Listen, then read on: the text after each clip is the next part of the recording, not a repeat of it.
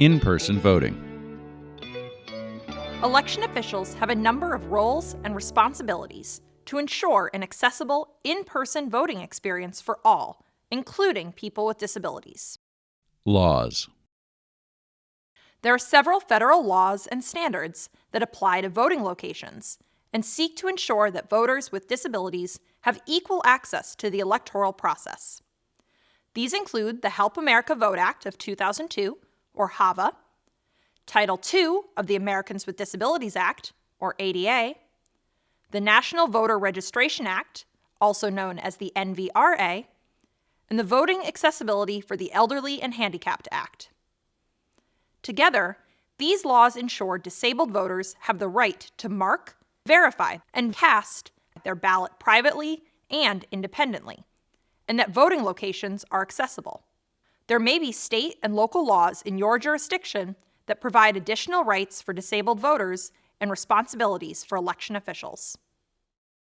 The polling place. When selecting voting sites, it is important to consider the accessibility of the locations. Ideally, they are publicly owned buildings that are reachable by public transportation. It is especially worth considering the convenience of the location to the majority of voters. Publicly owned buildings are preferred because they are required to be ADA compliant, and there may be the opportunity to cost share modifications to ensure accessibility. While it is not always possible to find a fully accessible building, there may be low or no-cost mitigation solutions, including resources from your state's assistive technology program. For physical accessibility, it is required that there is an accessible pathway to the voting machines from the parking lot or public transportation. However, there are additional components that should be considered to ensure the most accessible experience. The parking lot. Successful in-person voting begins right here, in the parking lot. There are a number of things that should be considered to ensure this space is accessible.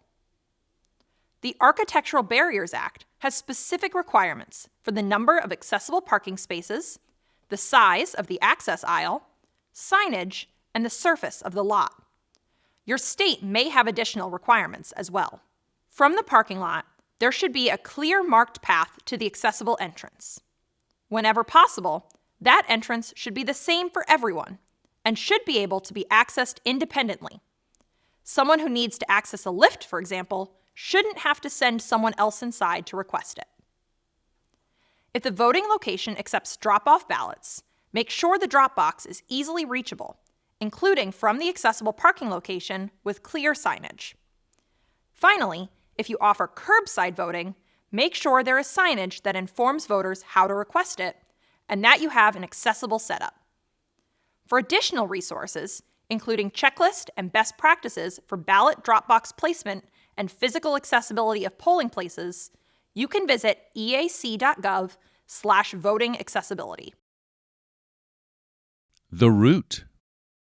Now that we're headed inside, it's important to make sure there's an accessible route from the parking lot or public transportation stop to the voting booth. The route should be free of obstacles on an even surface and compliant with width and angle standards. You must have at least one door, doorway, or gate that is accessible to enter each voting location. Make sure that this entrance is clearly marked, and if the primary entrance is not accessible, that there is clear signage pointing voters to the accessible one. Consider propping open the entry and exit doors to allow for easy access, especially in places where the doors may be heavy or where it may not be clear which entrance is open. Check the entire interior route. Make sure hallways and doorways are all wide enough to comply with applicable laws and that there aren't protrusions that may make it difficult for someone to navigate. If the accessible pathway differs from the primary pathway, consider publicizing it ahead of time so voters know how to navigate the pathway. Check to see if there are accessible bathrooms along or near the route, and if they're available for use, have them clearly marked. Finally, chairs should be available along the route and in the voting location. This is especially important in places where long lines may make it difficult for some people to stand. Ensure that additional chairs placed in hallways do not create potential hazards. Check-in. The check-in table may be the first time a voter encounters a poll worker, and it's important to ensure that they are treated respectfully. Ensure your election workers are trained in disability etiquette and are able to communicate with disabled voters in an accessible manner. Watch EAC's video, Interacting with People with Disabilities, for more about this topic. At the check-in table, be prepared to provide instructions in multiple formats, such as auditory or large print. If your jurisdiction requires a signature from the voter or requires voters to provide identification, ensure that there are accessible options. Voting and the voting machine. People must be able to mark, verify, and cast their ballot privately and independently. This may be done through an accessible voting machine, personal assistive technology, or with assistance from a third party, with some limitations. A few items to consider. Are the accessible machines turned on, operational, and functioning with assistive technology? Are headphones available? Are your poll workers familiar with how these machines work?